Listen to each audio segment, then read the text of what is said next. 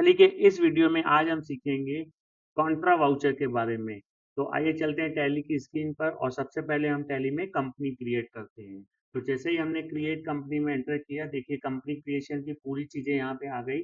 अब यहाँ पे हम विशाल स्टोर नाम की एक कंपनी बनाते हैं और एंटर करते हैं। बाकी चीज़ें हम यहाँ पे नहीं देंगे क्योंकि टैली में कंपनी कैसे बनाना है वो सब चीज़ें हम पिछले वीडियो में पढ़ चुके हैं।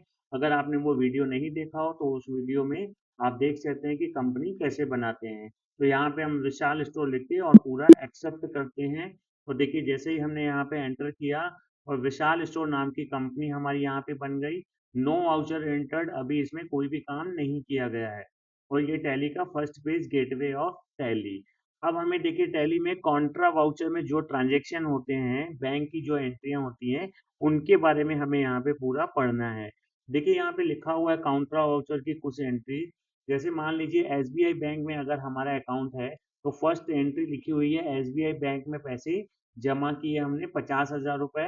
तो ये बैंक में हमारे पैसे जमा है, हमारे खुद के अकाउंट में जमा है, तो ये F4 कॉन्ट्रा वाउचर पे एंट्री होगी।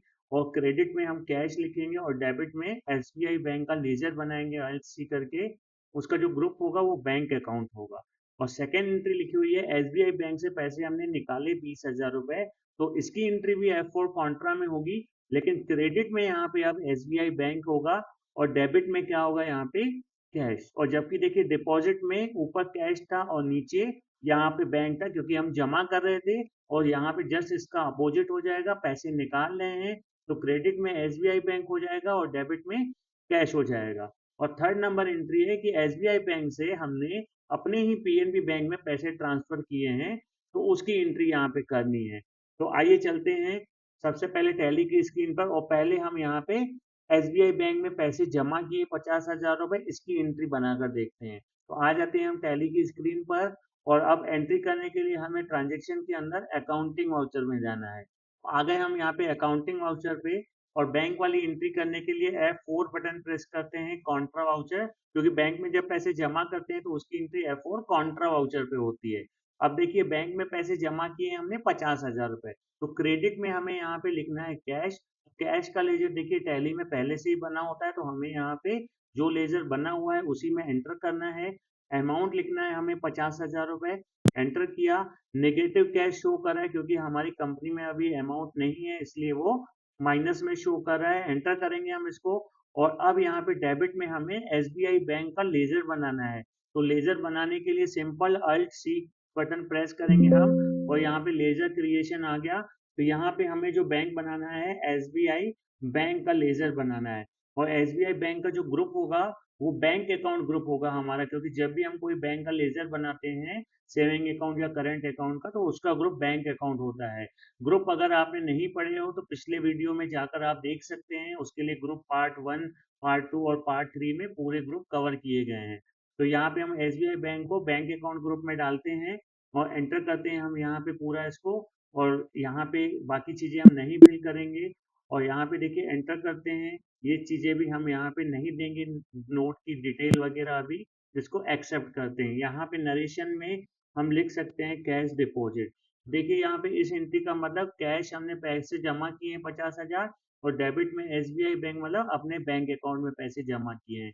ये कॉन्ट्रा की एंट्री तब करते हैं जब हम बैंक में पैसे जमा करते हैं। इसको एंटर करते हैं। अब हमें सेकंड नंबर एंट्री करनी है, बैंक से हमने पैसे निकाले हैं 20,000 रुपए। अब देखिए यहाँ पे क्रेडिट में एसबीआई बैंक हमें लिखना है क्योंकि पैसे निकाल रहे हैं। आ जाते हैं टैली की स्क्रीन पर और अब क्रेडिट में हम यहाँ पे लिखते हैं एसबीआई बैंक। ये लेजर हम बना चुके हैं पिछली एंट्री में, इसलिए यहाँ पे बना हुआ है। तो हमें यहाँ पे कुछ भी चेंजेस नहीं करना है और न ही नया लेजर बनाना है। यही एसबीआई बैंक के हम एंटर करेंगे और जितने पैसे हमने निकाले हैं बैंक से उतने पैसे लिखेंगे 20,000 रुपए। यहाँ पे इसको एक्सेप्ट करते हैं डिटेल को और डेबिट में हम लिखते हैं यहाँ पे कैश और यहाँ पे इसको एक्सेप्ट करते हैं। यहाँ पे हम लिखना चाहें तो कैश विड्रॉ लिख सकते हैं। एंटर करते हैं हम यहाँ पर और ये पूरा एक्सेप्ट करते हैं। अब दो एंट्री हमने सीख ली यहाँ पे कि जब बैंक में पैसे जमा करते हैं तो कैसे बनाना है, और सेकंड हमने सीखा जब बैंक से हमें पैसा निकालना है तो कॉन्ट्रा वाउचर में कैसे करना है।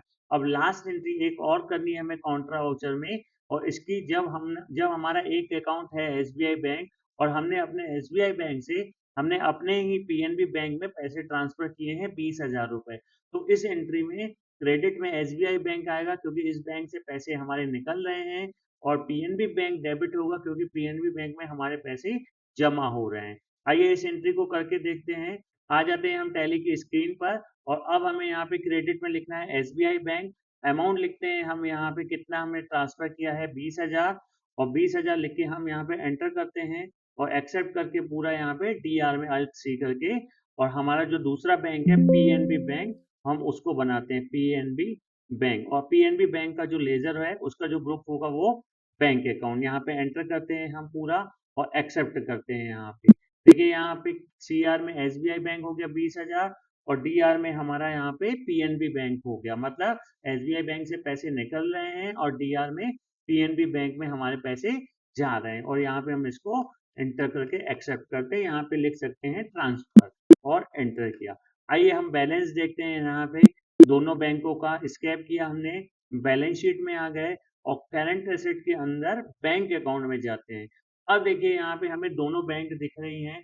एसबीआई बैंक में हमारे 10,000 रुपए हैं, और पीएनबी बैंक में हमारे 20,000 रुपए हैं।